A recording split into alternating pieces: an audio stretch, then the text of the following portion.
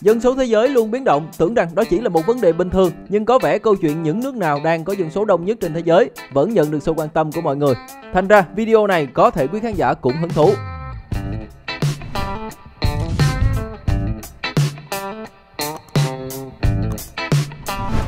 Video dựa vào số liệu ước tính và cập nhật liên tục bằng thuật toán của trang web World Population Review. Vị trí thứ 10, Mexico, 128.260.000 người. Đây là quốc gia thuộc khu vực địa lý Bắc Mỹ và đông dân thứ hai ở khu vực này. Đồng thời thì nó cũng được xếp vào vùng văn hóa Mỹ Latin và trùng hợp là nước này cũng đông dân thứ hai ở khu vực Mỹ Latin. Dân số dự báo tiếp tục tăng và đạt đỉnh vào năm 2050. Chúng ta hay gọi người Mexico là người Mễ. Người Mễ đa số là các gốc dân da trắng có nguồn gốc châu Âu như là Tây Ban Nha, Anh, Ireland, Ý, chiếm khoảng 47 đến 50%. Còn lại là khoảng 30 đến 40% là người Mexico bản địa. Như vậy với dân số 128.260.000 người thì đây là quốc gia có đông người nói tiếng Tây Ban Nha nhất trên thế giới. Vị trí thứ 9, Liên bang Nga, 144.547.000 người. Nước Nga là nước có nguy cơ cao nhất sẽ rơi ra khỏi top 10 về dân số trong khoảng 10 đến 20 năm nữa. Từ năm 2019 đến nay thì dân số nước này tăng trưởng âm liên tục. Ông Putin đang khuyến khích nhập cư cũng như là khuyến khích sanh đẻ. Nếu mà sanh con thứ 3 ở Nga thì các bà mẹ sẽ nhận được trợ cấp khoảng 10.000 đô la Mỹ. Nhưng mà biện pháp này chỉ có hiệu quả hạn chế thôi. Vừa rồi thì lại có một đợt người Nga di cư ra rất nhiều khu vực. Chưa có số liệu thống kê chính thức nhưng mà tại các khu vực Đông Nam Á thì chúng ta chứng kiến sự hiện diện ngày càng nhiều của người Nga. Là đất nước lớn nhất nhưng chỉ có dân số đứng thứ 9, Liên bang Nga chỉ có mật độ dân số khoảng 9 người trên 1 km vuông, thấp nhất so với các nước trong danh sách hôm nay. Vị trí thứ 8, Bangladesh, 172.590.000 người. Ngược lại hoàn toàn so với Nga, Bangladesh có mật độ dân số cao nhất trong top 10 với 1.329 người trên 1 km vuông. Dân số tập trung xung quanh đại đô thị Dhaka và các con sông lớn của nước này, với điều kiện sống thì chưa đảm bảo. Gần đây thì xu hướng vẫn tăng nhưng mà chậm. Tỷ suất sinh của một phụ nữ Bangladesh trung bình là khoảng 2,4 trẻ. Dân số thì có độ tuổi trung bình thấp với khoảng 34% dân số dưới 15 tuổi. Vị trí thứ 7, Brazil, 216.165.000 người. Dân số Brazil hiện nay thì tập trung ở gần bờ biển. Phần lớn dân số nằm ở trong đường ranh giới là bờ biển Đại Tây Dương và đường tưởng tượng cách bờ biển khoảng 250 km. Dự kiến dân số Brazil sẽ đạt đỉnh vào năm 2045. Nhập cư chính là yếu tố quan trọng nhất trong lịch sử nhân khẩu của Brazil. Đó là các nhóm dân cư từ Bắc Á vào khoảng 9.000 năm trước công nguyên, người châu Âu vào đầu thế kỷ thứ 16 và những nô lệ da đen châu Phi vào cuối thế kỷ 18. Thành ra ngày nay thì người Brazil là những người có nguồn gốc từ Bồ Đào Nha, Ý, Đức, Tây Ban Nha, châu Phi Hạ Sa-ra và châu Á. Với dân số 216.165.000 người thì Brazil là quốc gia nói tiếng Bồ Đào Nha đông nhất trên thế giới và cũng là quốc gia có dân số lớn nhất trong vùng văn hóa Mỹ Latin. Vị trí thứ 6, Nigeria, 222.708.000 người. Đây là một quốc gia có quy mô kinh tế lớn, tầm khoảng top 30 trên thế giới nhờ khai thác dầu mỏ, nhưng chênh lệch giàu nghèo cũng rất là dữ luôn. Theo The World Poverty Clock thì có khoảng 70 triệu người Nigeria sống dưới chuẩn nghèo của Liên Hiệp Quốc, chiếm khoảng 30% dân số của nước này. Dù vậy thì dân số của Nigeria vẫn không có dấu hiệu chững lại, kiểu vẫn đang bùng nổ và trở thành một trong những cái khu vực mà góp phần tăng trưởng dân số đáng kể của thế giới vào mấy chục năm tới.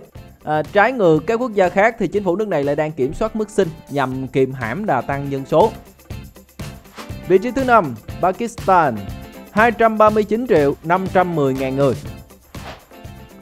Đây là quốc gia có diện tích trung bình nằm ở khu vực Nam Á, phía đông là Ấn Độ, còn phía tây là Afghanistan.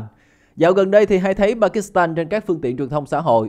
Nói chung thì họ cũng có đời sống khó khăn. Họ cũng là một trong những nơi đón làn sóng tị nạn từ Afghanistan. Với dân số trên 239 triệu người, nước này có mật độ dân số vào khoảng 312 người trên 1 km vuông. Và mỗi năm thì nước này tăng thêm khoảng 5 triệu người.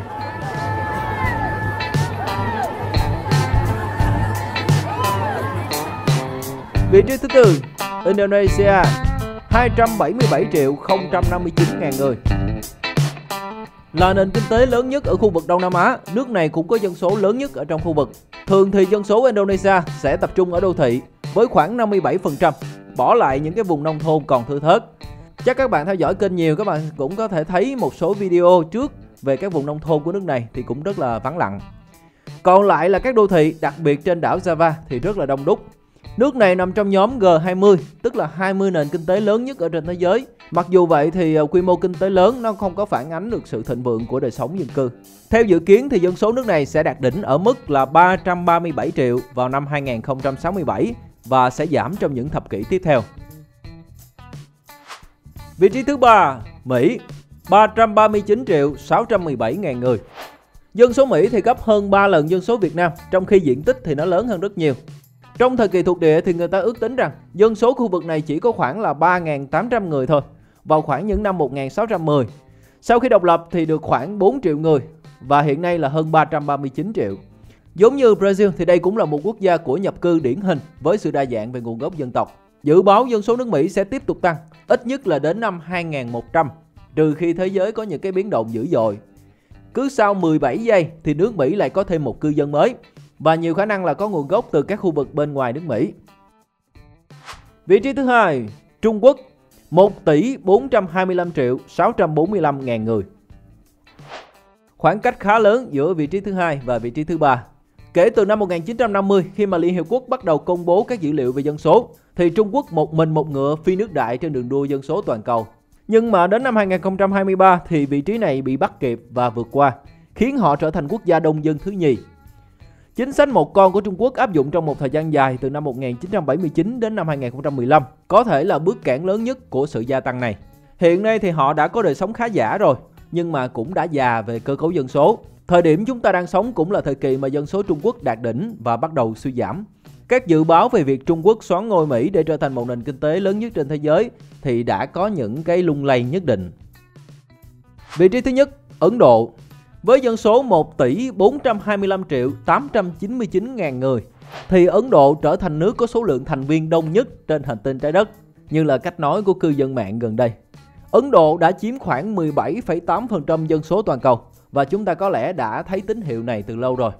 Nếu mà xếp hàng chờ nhập cảnh ở sân bay Tân Sơn Nhất thì khả năng đằng trước bạn sẽ có một người Ấn Độ và đằng sau bạn cũng có một người Ấn Độ.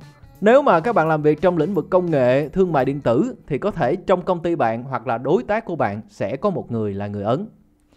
Về phương diện số liệu thì dân số đông cũng khiến Ấn Độ giành luôn vị trí có nhiều người nghèo nhất trên thế giới.